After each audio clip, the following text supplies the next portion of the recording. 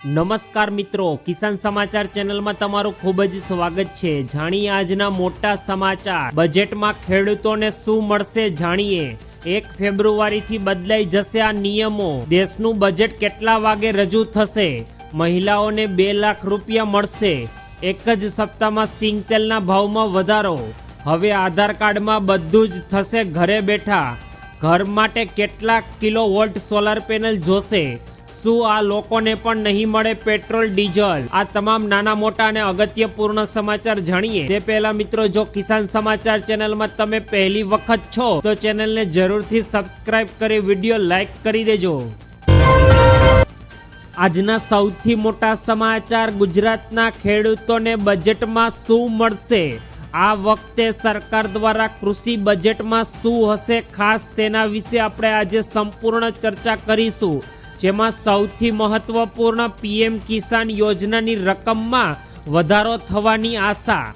વાર્ષિક સરકાર દ્વારા 6,000 રૂપિયાની રકમ આપવામાં આવે છે, તેમાં વધારો કરવામાં આવી શકે। ચૂકવણીની પ્રક્રિયા સરળ થઈ શકે છે અને વધુ ખેડૂતોને આ યોજના સાથે જોડવામાં આવે તેવી સરકારની આશા રહેલી છે। ત્યારબાદ બીજું, પાક બીમા યોજના હવે આવનારા દિવસોમાં વધુ મજબૂત થશે અને ખેડૂતોને પણ જલ્દી વળતર મળવાની વ્યવસ્થા ગોઠવવામાં આવશે। નુકસાનીની યોગ્ય ગણતરી કરી હવામાનથી થતા ખેડૂતોની નુકસાનની સરકાર દ્વારા રાહત આપવામાં આવશે। ત્યારબાદ ત્રીજું, સિંચાઈ માટે સરકાર વધુ પૈસા ફાળવશે અને નહેરોનું સમારકામ અને ડ્રીપ અને સ્લીપર સિંચાઈ તથા પાણીની બચત અને સારો પાક થઈ શકે તે માટેની વ્યવસ્થા કરશે। ત્યારબાદ ચોથું, નકલી બીજો પર કડક કાયદો અમલમાં આવશે।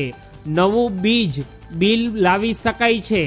નકલી બીજ વેચવા પર 30 લાખ રૂપિયા સુધીનો દંડ, 3 વર્ષની જેલ અને ખેડૂતોને વાવણી સમયે થતું મોટું નુકસાનીથી બચાવી શકાય છે।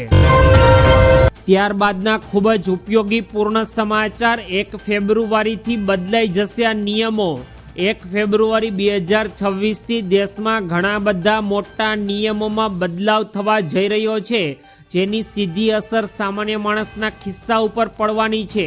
જેમાં એલપીજી ગેસ સિલિન્ડર, સીએનજી, પીએનજીના ભાવમાં સુધારા વધારા થવાની શક્યતા, જે રસોડા અને મુસાફરીના ખર્ચને અત્યારે સીધી અસર કરશે। આ ઉપરાંત તમાકુ ઉત્પાદનો અને સિગારેટ પર નવો ટેક્સ લાવવાની અને તેના પર ભાવ વધારો આવવાની શક્યતા। ફાસ્ટેગ યુઝર્સ માટે પણ નવા નિયમો સરકાર લાગુ કરશે। તો આમ મળીને કુલ ફેબ્રુઆરી મહિનામાં ઘણા બધા દિવસો બેંક પણ બંધ રહેવાની છે, જેથી અત્યારે ફેબ્રુઆરી મહિનાને લઈને પહેલેથી જ સરકારે અનેક અપડેટો આપી દીધી છે। ત્યારબાદના ત્રીજા મોટા સમાચાર। 1 ફેબ્રુઆરીએ મિત્રો કેટલા વાગે આજે બજેટ રજૂ થશે? બીજું કેન્દ્રીય બજેટ 1 ફેબ્રુઆરી રવિવારના રોજ એટલે કે આજે અત્યારે નાણામંત્રી નિર્મલા સીતારમણ 11 વાગ્યે લોકસભામાં દેશનું બજેટ રજૂ કરશે। બજેટની રચનાને લઈને સંસદમાં તેની રજૂઆત સુધી અનેક પ્રક્રિયાઓ થાય છે। તે દરમિયાન નાણામંત્રી બજેટના દિવસે પણ એક ચોક્કસ પ્રોટોકોલનું પાલન કરે છે અને બધી જ ઔપચારિકતાઓ પૂર્ણ થયા પછી જ બજેટ ન્યૂઝ ચેનલો અને સોશિયલ મીડિયા પ્લેટફોર્મ દ્વારા સામાન્ય માણસો સુધી પહોંચાડવામાં આવે છે। એટલે કે મિત્રો, આજે સરકાર દ્વારા દેશનું ત્રીજું સૌથી મોટું બજેટ 1 ફેબ્રુઆરી 11 વાગે અત્યારે નાણામંત્રી નિર્મલા સીતારમણ દ્વારા અત્યારે પ્રસાર કરવામાં આવશે। ત્યારબાદના અગત્યપૂર્ણ સમાચાર। મહિલાઓને 2 લાખ રૂપિયા મળશે। અત્યારે પ્રક્રિયા પણ શરૂ થઈ ગઈ છે। મુખ્યમંત્રી રોજગાર યોજના હેઠળ નીતિશ કુમારે સરકારે મહિલાઓને વ્યવસ્થા શરૂ કરવા અને તે માટે પોતાનો નાનો મોટો પ્રકારનો વ્યવસાય શરૂ કરવા 2 લાખ રૂપિયા સુધી આપવાની પ્રક્રિયા શરૂ કરી છે। પ્રથમ તબક્કામાં 1,56,000 મહિલાઓને 10,000 રૂપિયાના દરે સરકાર દ્વારા પૈસા ચૂકવવામાં આવશે।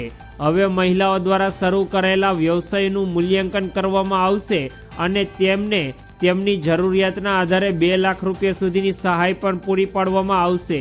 મુખ્યમંત્રી નીતિશ કુમારે એક્સ પર ટ્વીટ કરીને આ વિશે માહિતી આપી છે।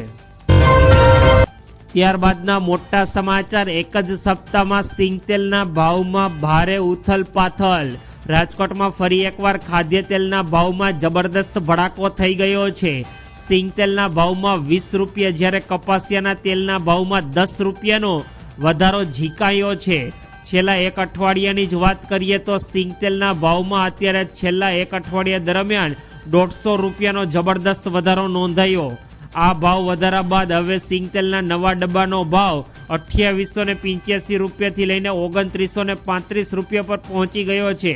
જ્યારે કપાસિયા તેલના ડબ્બાનો ભાવ અત્યારે 2340 રૂપિયાથી વધીને 2380 રૂપિયા પર પહોંચી ગયો છે, જેનાથી મધ્યમ વર્ગના લોકોમાં અત્યારે મુશ્કેલીમાં મુકાયા છે.